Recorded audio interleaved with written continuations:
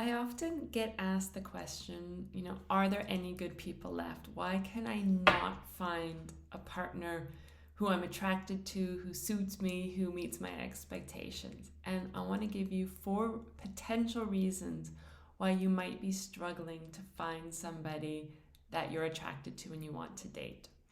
So, the first thing could be an underlying belief that you don't want to get hurt again.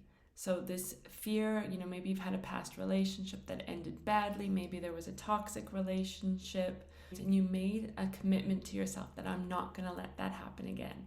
And so, you've got this belief that relationships can potentially equal pain, heartbreak, violence, whatever that may be.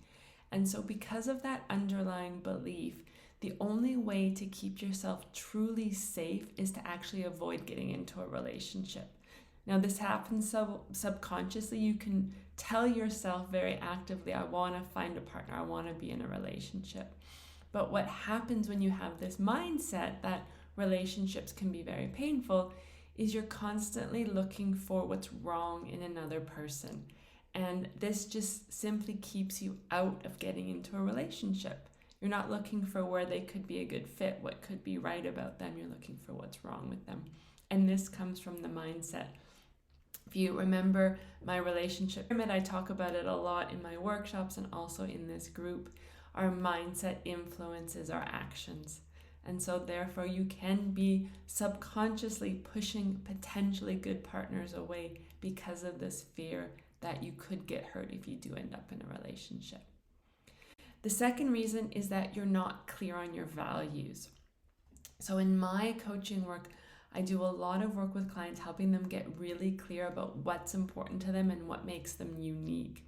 I talk about your 5 key life values. These are the 5 values that you need to really live in accordance with in order to feel like you're your true self, that you're in alignment, that you're living authentically. And what happens if we're not clear on these 5 values is we think everything's important.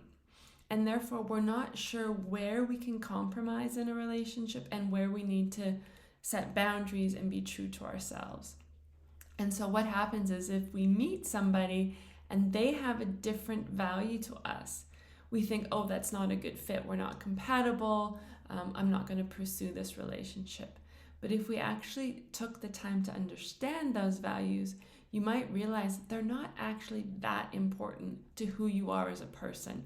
They may be, 10, 15, 20 in terms of priority, but you're actually, because you're not clear of what's super important to you, you're making decisions based on values that are of lesser importance and therefore maybe pushing potential partners away. The third point could be your attachment style.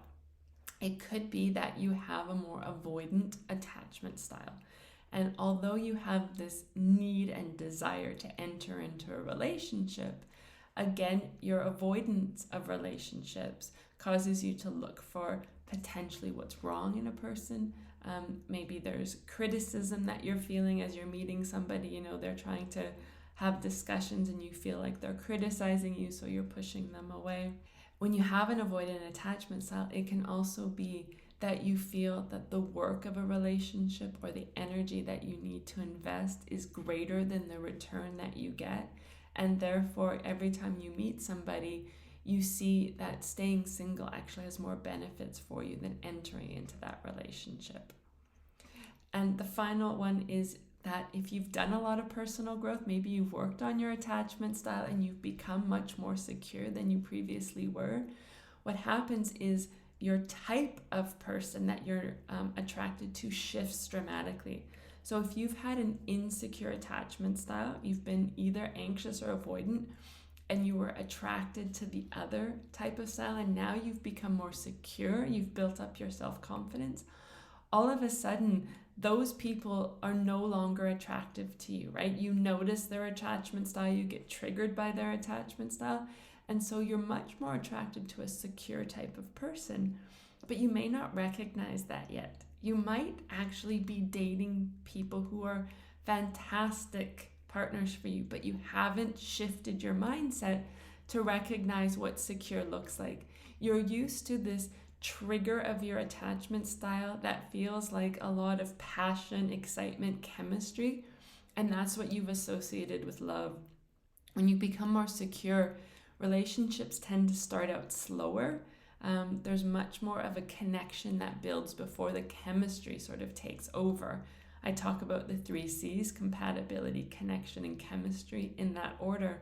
And if you've been really used to judging potential of a relationship by the spark and chemistry, it can feel really unusual to you to then start a relationship with somebody who's secure, who does what they say they're going to do, who shows up when they say they are, who calls you, who responds, in a reasonable time frame. It feels unfamiliar to you, and so you might not be recognizing that who you're attracted to now is very different than who you were attracted to previously.